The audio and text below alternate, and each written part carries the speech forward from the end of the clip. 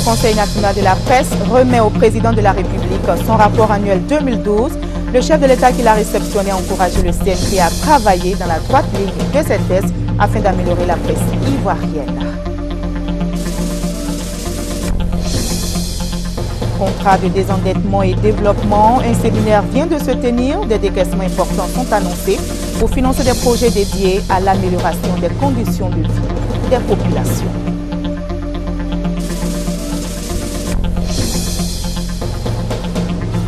Et nous irons à Korogo où les motocyclistes font la loi, faisant fi des règles de sécurité routière.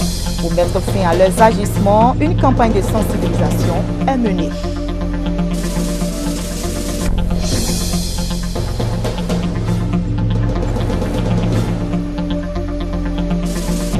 Les Sud-Africains prient pour Nelson Mandela dans l'attente de nouvelles sur son état de santé. Cela fait maintenant 3 semaines que l'ancien chef d'État est hospitalisé. C'est dans ce contexte bien particulier que le président américain Barack Obama arrive dans ce pays. Bonsoir à tous. Merci de choisir le journal de RTI 1 pour vous informer. Le Conseil national de la presse a remis aujourd'hui au président de la République Alassane Ouattara son rapport annuel 2012. Ce rapport présente la situation de la presse nationale. Le chef de l'État qui l'a réceptionné a encouragé le CNP à travailler dans la droite ligne de ces tests afin d'améliorer la presse ivoirienne. On fait le point avec Viviane Aimé. Le CNP, le Conseil national de la presse, est l'organe de régulation qui veille à l'application et au respect des lois et règlements qui régissent le fonctionnement de la presse écrite en Côte d'Ivoire. Depuis le renouvellement administratif de cette instance en 2012, le CNP est dirigé par Raphaël Lakpé, ancien patron de presse. Le bureau du CNP comprend 12 membres, dont des journalistes mais aussi des juristes. Ce vendredi, le CNP, dans son ensemble, conduit par son président Raphaël Lakpé, est venu remettre officiellement au président de la République son rapport d'activité au cours du premier semestre de l'année 2012.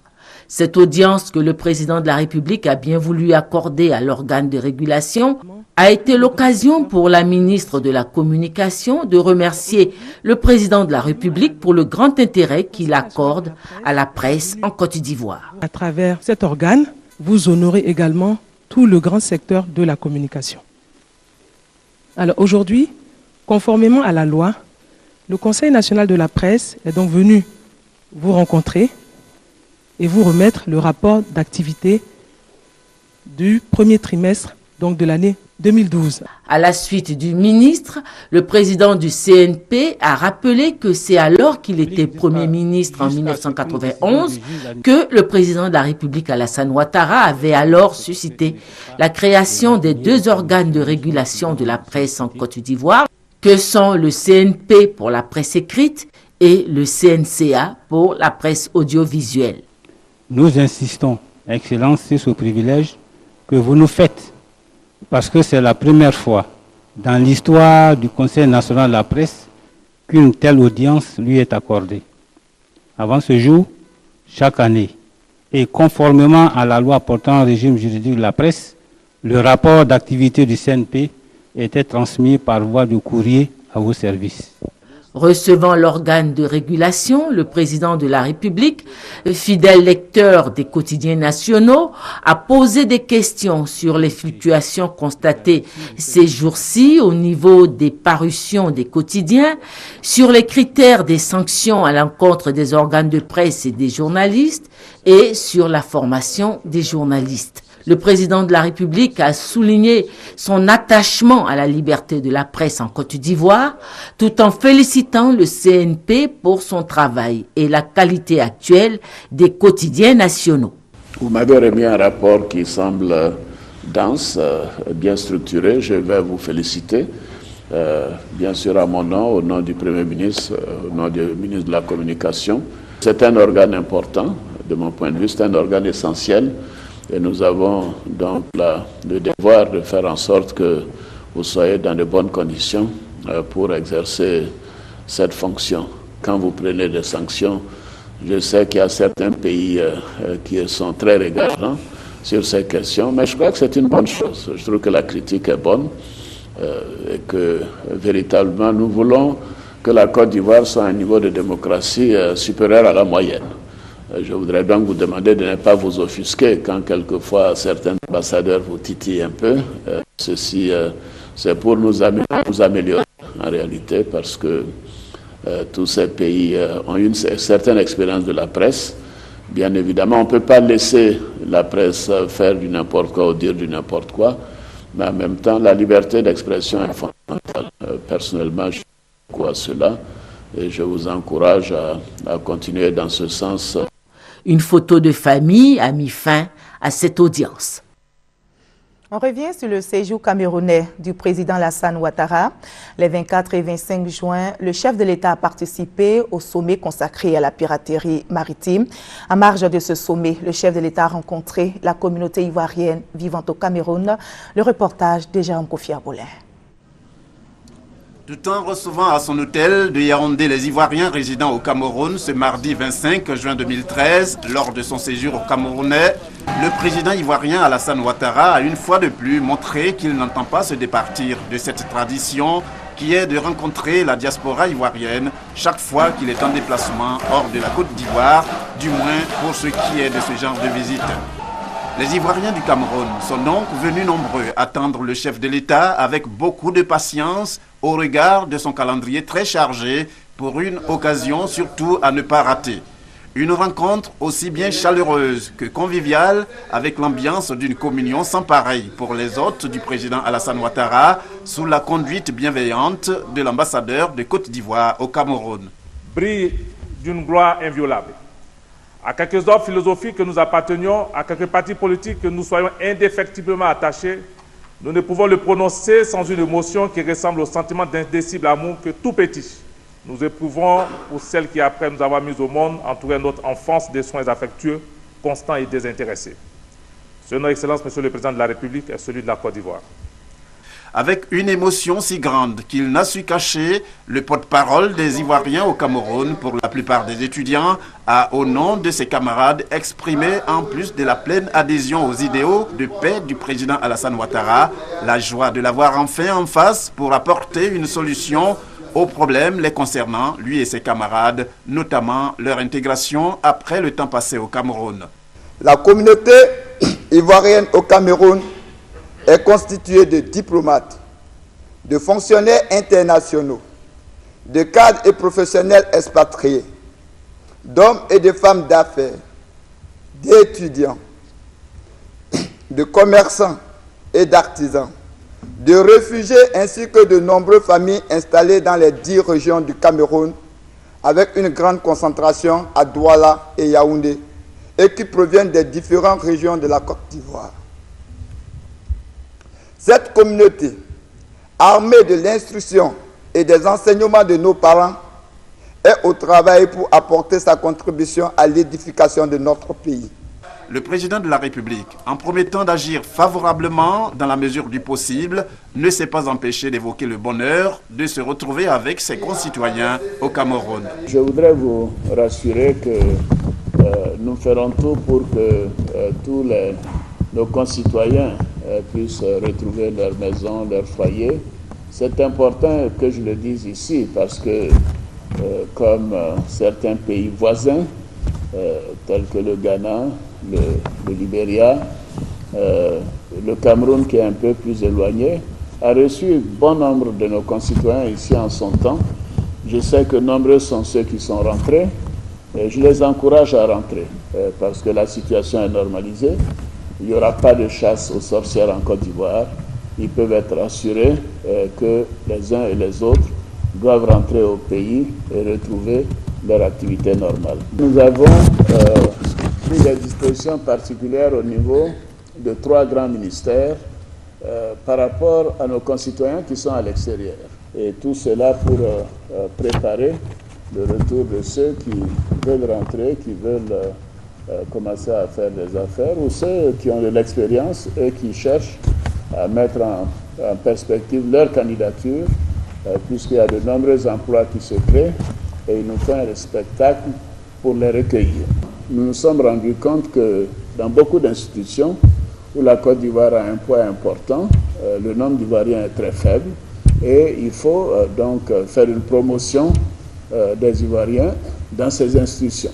Et nous avons quand même une bonne idée des problèmes qui se posent et nous pouvons commencer à voir comment développer des solutions quand le moment sera venu. Et puis, le moment des échanges des présents. Le président de la République, Alassane Ouattara, a fait un geste, une enveloppe d'environ 10 millions de francs CFA, après avoir reçu une queue d'animal. Ce présent de la part des amis du club Ado au Cameroun, perçu comme le symbole de l'incarnation du pouvoir, reconnu par tous, sans exception. Ici en Côte d'Ivoire, l'ambassadeur de la Grande-Bretagne en Côte d'Ivoire était à la primature ce matin. Le diplomate britannique est allé annoncer au Premier ministre Daniel Kablan-Duncan l'arrivée en Côte d'Ivoire du ministre britannique des Affaires africaines le 1er juillet prochain. Cette visite s'inscrit dans le cadre du renforcement d'un partenariat pour le développement des investissements en Côte d'Ivoire. Et comme annoncé en début de ce journal, un séminaire sur le contrat de désendettement et développement vient de se tenir. Des décaissements importants sont annoncés pour financer des projets dédiés à l'amélioration des conditions de vie des populations. On en parle avec Hugues Webley.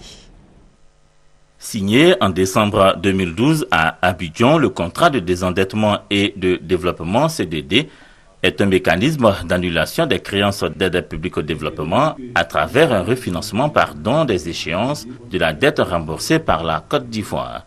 Estimé à 98 milliards 400 millions de francs CFA au titre de l'année 2013, il ne pourra être consommé qu'à 60% au regard du rythme actuel des projets.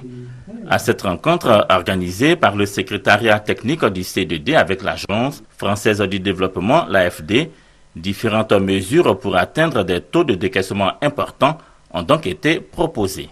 Toutes ces mesures visent une forte amélioration et accélération des procédures et du mécanisme actuel du CDD. Mais elles seront insuffisantes pour consommer le montant global du CDD en 8 ans ou 10 ans, c'est-à-dire 200 milliards par an.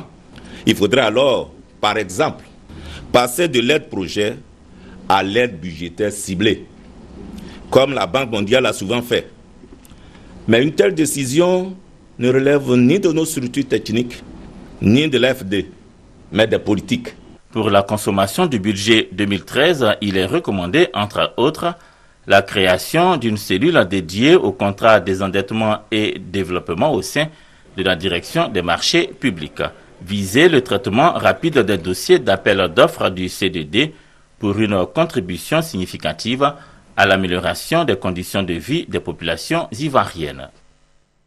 Et c'est reparti pour les journées du communicateur à l'ISTC. Ces journées scientifiques organisées par la direction de l'Institut des sciences et techniques de l'information et de la communication offrent aux étudiants en fin de cycle l'opportunité de présenter leurs travaux au terme de 2 mois de stage. Le reportage de Maïsako. Les journées du communicateur donneront aux étudiants en fin de cycle à l'Institut des sciences et techniques de la communication l'occasion de faire montre de leurs talents et aptitudes à affronter le monde professionnel. Il s'agit de mettre nos étudiants en situation d'entreprise, de mettre nos étudiants en situation professionnelle pour qu'une fois qu'ils se retrouvent après l'embauche en entreprise, ils ne soient pas dépaysés et qu'ils soient tout de suite opérationnels. Une fois les stages terminés, il faut un emploi. Et ces étudiants ne veulent pas rester sur le carreau. Nous pensons qu'à cette journée-là, nous avons la chance d'être vus par ces chefs d'entreprise qui viennent et pourquoi pas ne pas être recrutés après. Nous souhaiterons que les entreprises aient un regard vers nous afin d'intégrer leur structure et de présenter tous nos efforts. Un appel bien entendu par la ministre de la Communication, également présidente des journées scientifiques. L'intégration des étudiants dans le monde professionnel est une de mes priorités. Et que nous le ferions en lien avec le ministère donc, de la réforme administrative et de l'enseignement supérieur également, et que nous le ferons enfin avec toutes les entreprises privées. Les étudiants de l'ISTC sont fin prêts et déterminés à étaler leur savoir-faire et à célébrer par la même occasion les métiers de l'information et de la communication à la faveur de ces journées qui leur seront dédiées à partir du 1er juillet. Le ministre d'État, ministre de l'Intérieur et de la Sécurité, Ahmed Bakayoko, était l'invité de l'émission Parlons franchement, diffusée hier sur RTI 1. Le ministre Ahmed Bakayoko a parlé notamment des mesures prises par le gouvernement pour assurer la sécurité des Ivoiriens. Je vous propose d'écouter un extrait de son intervention. La sécurité en Côte d'Ivoire est revenue. Il ne faut pas que les Ivoiriens se fassent des complexes. L'année dernière, sur ce plateau, dans un autre contexte, je vous disais que nous avions évolué d'un indicateur qui est l'indicateur maître pour moi, c'est le vol de véhicules. Parce que toutes les autres infractions partent du vol des véhicules. C'est quand les gens braquent des véhicules, qui vont attaquer un domicile, qui vont attaquer un commerce, qui vont attaquer une banque, etc. Nous étions à une dizaine à l'époque, par jour. Nous sommes descendus à 4 l'année dernière. Aujourd'hui, nous sommes à moins de 2. Aujourd'hui, en Côte d'Ivoire, il n'y a aucun barrage. Nous avons pris ce défi. Nous étions opposés à certains sécuricrates qui nous disaient, pour qu'il y ait la sécurité, il faut qu'il y ait des barrages. Nous avons osé. Et pendant que nous avons réussi à sortir tous les barrages, au moins d'Abidjan, nous avons baissé de moitié les braquages. Donc, le but, assurer la sécurité des Ivoiriens en préservant leur liberté. L'objectif est de rapprocher les populations de la police. La nouvelle charte d'accueil et du code de déontologie de la police vient d'être présentée par le ministre d'État, ministre de l'Intérieur et de la Sécurité, Ahmed Bakayoko, que vous venez d'écouter. Et désormais, l'accent est mis notamment sur la rigueur dans les traitements de dossiers, le bon accueil dans les commissariats. Le projet est soutenu par l'Union européenne. Les députés membres de 6 commissions de la recherche, de la science et de la technologie et de l'environnement ont examiné le projet de loi portant sûreté et sécurité nucléaire. Sachez que ce projet de loi a été présenté par la ministre de la Santé et de la lutte contre le sida, Raymond Goudou Kofi. La Côte d'Ivoire, qui figure parmi les premiers pays membres de l'Agence internationale de l'énergie atomique, veut satisfaire à ses obligations internationales et mettre en place un ensemble de normes cohérentes. L'État de Côte d'Ivoire veut reconquérir les forêts classées et les populations illégalement installées dans ces forêts sont invitées à en sortir. Message entendu puisque ces populations ont commencé à le faire. On a l'exemple de la forêt classée de Niégré dans le département de Sassandra qui vient d'être survolée par le ministre des Forêts et le ministre en charge de la Défense ainsi que le directeur général de la SODEFOR, Emmanuel pour le témoignage. C'est fait. La forêt classée de Niégré d'une superficie de 95 000 hectares vient d'être libérée par les populations qui s'y étaient illégalement installées. Ce sont plus de 86 campements et abris précaires et une population estimée à environ 20 000 qui avaient trouvé refuge dans cette forêt et qui l'exploitaient de façon illicite. Pendant ces 10 années de crise, le gouvernement n'avait pas le contrôle de ces forêts. Donc il faut reprendre le contrôle de ces forêts. Et ces forêts sont tellement importantes pour l'environnement écologique et même économiquement pour la Côte d'Ivoire. Quant à la mise en œuvre de l'opération par les éléments des forces républicaines de Côte d'Ivoire et aux rumeurs de violences exercées sur les populations, le ministre Paul Kofi Kofi fait des précisions. Il n'y a pas eu d'exaction ni de violence faites aux femmes. Et nous avons constaté que les personnes qui y étaient de façon illégale ont quitté la forêt. Vous n'avez pas entendu une personne morte, décédée.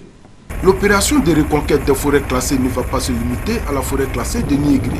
Le ministre de la Défense lance déjà un appel aux populations installées dans les forêts classées des autres localités. Ces opérations vont se répéter, donc ça ne sert à rien de rester et de venir se faire des guerpilles, donc que la population soit consciente de cela. Avec la réussite de cette opération de reconquête des forêts classées, l'État de Côte d'Ivoire veut véritablement affirmer son autorité pour permettre à la SODEFOR la mise en œuvre des programmes de reboisement et de reconstitution pour une gestion responsable et durable des forêts classées. Dans moins de 4 jours, le président de la République, Alassane Ouattara, va se rendre dans le district des Savanes pour une visite d'État. Eh bien, avant ce grand jour, faisons un tour à Korogo, chef-lieu du département, capitale du district des Savanes, et la carte postale est signée Gessambi Thomas. À 600 km d'Abidjan, au nord de la Côte d'Ivoire, le département de Korogo est le chef-lieu de la région du Poro et le chef-lieu du district des Savanes. Il couvre une superficie de 12 500 km², soit environ 4% du territoire national pour une population de près de 460 000 habitants, avec une proportion de 90% de nationaux et 10% de non-nationaux. Implanté dans la savane herbeuse et arborée, le département de Korogo, comme bien des départements du pays, fait face aujourd'hui à l'épineuse question de développement, mais tout de même avec des acquis. Infrastructure éducative avec un lycée d'excellence contigu à l'université Péléférobon. Infrastructure sanitaire avec un CHR. Infrastructures économiques, etc. Toutes ont besoin aujourd'hui d'un regain de vitalité. À Korogo, la modernité et la tradition cohabitent pour donner une identité particulière à la cité. Développement de commerce et plusieurs forêts sacrées dont l'accès est interdit. Après l'ouest et le nord-est du pays, c'est à la fois avec joie et empressement que les habitants du département attendent la visite d'État dans les tout prochains jours du premier des citoyens ivoiriens, le président Alassane Ouattara. Celui pour qui ils se sont mobilisés lors de l'élection présidentielle de 2010. Un homme de qui Korogo attend beaucoup pour rattraper son retard sur le développement. Voilà, 4 postales signées pour vous, Gessambi Thomas. Cette visite du chef de l'État est attendue par les populations qui se préparent à lui réserver un accueil chaleureux. Rendons-nous à Kouto, dans la région de la Bagoué, pour nous faire une idée précise de ces préparatifs. C'est un reportage d'Alvorassa. Kouto, Bon, Kolia, Sanhala et Blesseke sont les sous-préfectures du département de Kouto. Sa superficie 3600 km². Sa population est estimée à plus de 10 700 habitants, avec 70% de Senofo et 30% de Malinké. Les activités des populations, l'agriculture, la pêche, l'élevage. Et les populations de ces sous-préfectures sont informées de la visite d'État du président de la République Alassane Ouattara dans leur localité. Elles veulent donc lui réserver un bel accueil, un accueil plein de chaleur. Les préparatifs vont donc bon train. Les populations ont saisi l'importance de l'événement. Et tout le monde s'attelle à ce que cet événement soit une réussite à Kouto. Donc, en tant que président du comité d'organisation, je me suis attelé à rencontrer toutes les couches sociales pour que la mobilisation se fasse à leur niveau. Et je pense qu'aujourd'hui, les préparatifs vont bon train. Le préfet du département de Kouto, en plus des rencontres qu'il a régulièrement avec les populations, suit de près les travaux pour s'assurer que rien n'est négligé, surtout le lieu du meeting, le lycée de Kouto. Les jeunes de Kouto sont de la partie. Pour eux, cette visite est un événement majeur. Bon, nous sommes vraiment très heureux pour l'arrivée de Monsieur le Président. C'est pourquoi, dans les difficultés qu'on a passées, on est très content aujourd'hui que nous sommes dans la paix. On n'a pas de problème. Tout ce qu'on voulait, on gagne ça. Les femmes sont également en activité sur le terrain. Elles sillonnent les quartiers de Kouto pour la réussite de l'événement. Le jour de la rencontre, le 4 juillet, plus de 3000 personnes seront certainement au rendez-vous de cette visite d'État du président de la République, Alassane Ouattara, à Kouto. À Korogo, on pourrait dire qu'ils font la loi. Les motocyclistes font fi des règles de sécurité routière. Eh bien, pour mettre fin à leurs agissements, une campagne de sensibilisation est menée. C'est ce que nous dit Michel Digré. Radio locale de Korogo, le préfet de police du district des Savanes sensibilise les usagers des engins à 2 roues sur les règles de sécurité routière. La raison, depuis quelques années, le respect du code de la route n'est plus une priorité pour les motocyclistes. Il a été relevé que 90% des accidents, même mortels, qui ont été enregistrés à Korogo ici avant notre arrivée, étaient dus au fait des engins à 2 roues. Chacun vient à son allure, il emprunte la direction qu'il veut, quand il veut et comme il veut. Parfois, avec derrière la moto, 2, 3, 4 personnes. Beaucoup n'avaient pas le permis, beaucoup ont appris à rouler sur les tas, puisque bon, il n'y avait pas toutes les structures pour avoir le permis de conduire. Mais quand même, ils viennent au cours et qu'ils découvrent ce que c'est que le code de la route, le bien que ça apporte. Vraiment, ils comprennent que bon, ils étaient dans l'ignorance. Parce qu'il y a beaucoup de choses qu'ils faisaient. Ils pensaient que c'était bien. Maintenant qu'ils sont venus pour découvrir, Vraiment, ils voyaient que c'était pas ça. Au carrefour de la ville, malgré la présence des feux tricolores, les policiers sont obligés souvent de donner de la voix pour ramener l'ordre. Au fil des années, les motos se sont imposées comme le moyen de transport le plus utilisé par les usagers et pour cause. C'est plus facile, on est à l'aise dessus parce qu'avec les taxis, les autres taxis ne rentrent pas dans les quartiers où les rues sont vraiment impraticables. Donc eux au moins, il faut ils rentrent partout, ils nous déposent aisément. Donc voilà pourquoi nous avons jugé bon de les prendre le plus souvent. Malgré les campagnes de sensibilisation, nombreux sont les motocyclistes qui foulent aux pieds les règles de sécurité. Je veux quitter ici, aller à Feke, aller dans mon village. Donc bon, c'est très facile. Donc ça ne me fait pas peur. Vous n'avez pas peur pour le bébé? Pour le bébé, bon, une fois qu'on attache le bébé comme... il n'y a pas peur. Le fait qu'on soit 3, c'est juste pour dire que c'est une cotisation. Et donc là, du grand marché à l'université, nous payons seulement 300. Or que si ça devait être les voitures taxi, on allait nous trouver jusqu'à 500 francs, 1000 francs. La visite d'État du président de la République dans la région des Savanes drainera sûrement un grand nombre d'automobilistes qui devront s'accommoder de l'imprudence des motocyclistes. Un mot sur le dialogue républicain, et c'est la plateforme des partis politiques de l'opposition, dénommée Action pour la paix et la nation, qui se prononce sur les négociations avec le gouvernement. Cette plateforme a organisé un séminaire pour faire l'évaluation de ces négociations un an après le démarrage du cadre permanent de dialogue. Serge Gongomé, Delphine Blah. C'était en avril 2012 que le gouvernement, alors dirigé par le Premier ministre Aoussou Jano, avait convié les partis politiques de l'opposition à une rencontre à Grand Bassam. L'objectif était la réconciliation et la décrispation de l'atmosphère sociopolitique. Une initiative prise après la crise post-électorale et qui donne la possibilité aux partis de l'opposition de faire des propositions. De cette ouverture s'est engagée une négociation entre la plateforme des partis politiques de l'opposition dénommée Action pour la paix et la nation, APN, et le gouvernement. Un séminaire donc pour faire l'évaluation après un an de négociations. L'APN soutient que de nombreuses préoccupations demeurent. Puis il faut être également honnête. La régularité des rencontres a fait que cette proximité nous a permis de diminuer, pour ne pas dire faire disparaître ce mur de méfiance qui était très palpable au moment du conclave de Grand Bassam. Mais est-ce que cela est suffisant? Nous aurions souhaité que certaines demandes puissent être retenues par le gouvernement. Le foncier rural, la naturalisation, l'amnistie. L'Union républicaine pour la démocratie, URD, l'Union des sociodémocrates, USD, l'Union démocratique pour la paix, UDP, sont les partis politiques de l'opposition qui ont pris part à ce séminaire de la plateforme d'action pour la paix et la nation en vue d'évaluer le cadre permanent de dialogue.